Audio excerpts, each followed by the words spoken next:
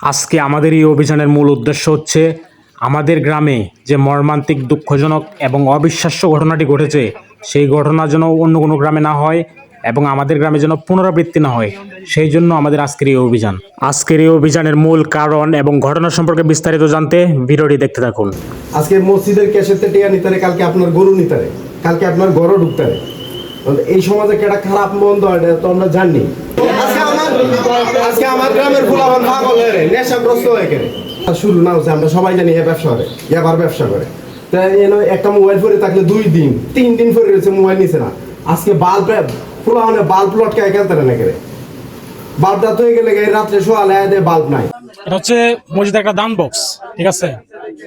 এখানে মানুষ মসজিদের জন্য টাকা দান করে। তখন বিষয়টা আমি দেখা, একটু কাছে আসো।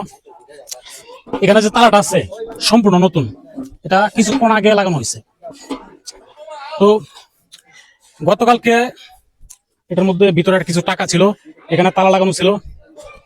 কিন্তু মুসল্লিরা যখন ফজরের নামাজ পড়তে আসে, ফজরের নামাজ পড়তে আসার সময় ফজরের নামাজ শেষ করে যখন বাইরে বেরিয়ে আসে, সকাল হয়, তখন আসার পরে দেখে যে এখানে কোনো তালা নাই, দরজাটা খোলা আর ভিতরে কোনো টাকা নেই।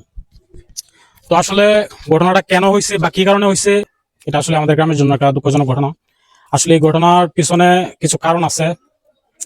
সবাই আমরা যেহেতু চোরকে ধরতে পারি নাই, তো সবার একটা ধারণা যেহেতু গ্রামের মধ্যে মাদকাসক্ত অনেক বেড়ে গেছে, ঠিক আছে? তো সবাই একটা ধারণা যে হয়তো মাদকাসক্তরাই এই কাজটা করতে পারে। না, ভালো করে সন্ধান কিন্তু এরকম কাজ করবে না, মসজিদের দান বক্সে হাত দিবে না কয়েকটা টাকার জন্য। এখানে আসলে যে লাখ টাকা ছিল সেরকম না, এখানে হয়তো 1000-1500 টাকা ছিল।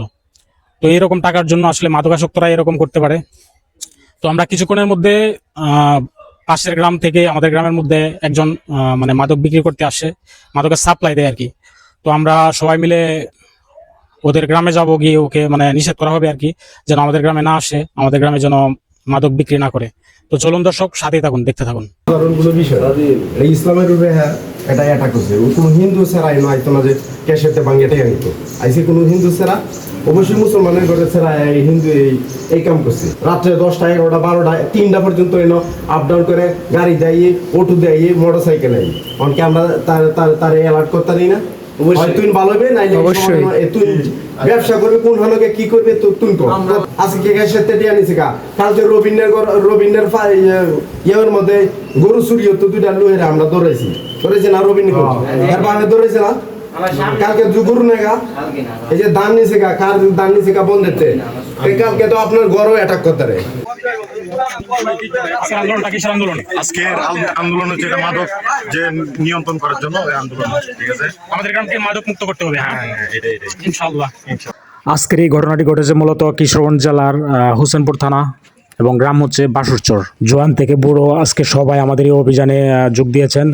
তো আমাদের এই অভিযানের মূল উদ্দেশ্য হচ্ছে আমাদের সমাজ থেকে মাদক নির্মূল করা, যেন আর একটি ছেলেও মাদকাসক্ত হয়ে বিভিন্ন রকমের অপকর্মে লিপ্ত হতে না পারে। আর সে কারণেই আজকে আমাদের গ্রামের মেম্বার এবং গণ্যমান্য ব্যক্তিগণ এখানে উপস্থিত হয়েছেন। আচ্ছা, মূলত আমাদের এখানে কি কারণে আসা? হ্যাঁ, আমার নাম রানা, আমি হচ্ছে গ্রাম বাসুরচর।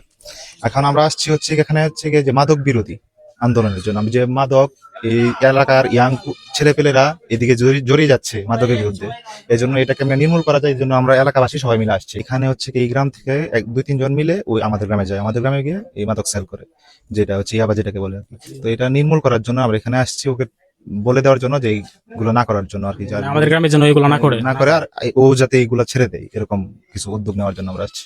প্রতিবাদ করে না, প্রতিবাদ তো করে হেই বালাইছে, কেউ প্রতিবাদ করে না। আমরা রাজধানী প্রতিবাদ না করলে এই দেশ আর লোক বুঝেন না। তোমরা আরো বদল কেউ নিও, আমরা হেই বালাই সুন্দর করে আমরা এটা নির্মাণ করছি বিদায়। এখন তোমরা তো রাইছি নিজে আগে শুধরে পড়ে আইছি।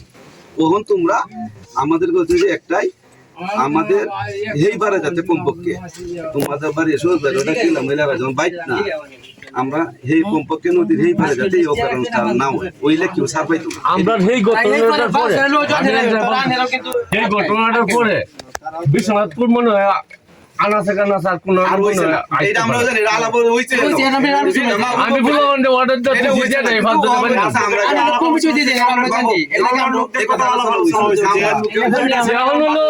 জানি ও এই ডলার নেই 500 মনে হয় আমরা গিয়ে একবার ধরি তোমরা হলো সহযোগিতা করবা আমরা এবারে যদি এই রাত্রে 10টা পরে আনবে আমতলাটা আছে না এবারে রাত্রে 10টা পরে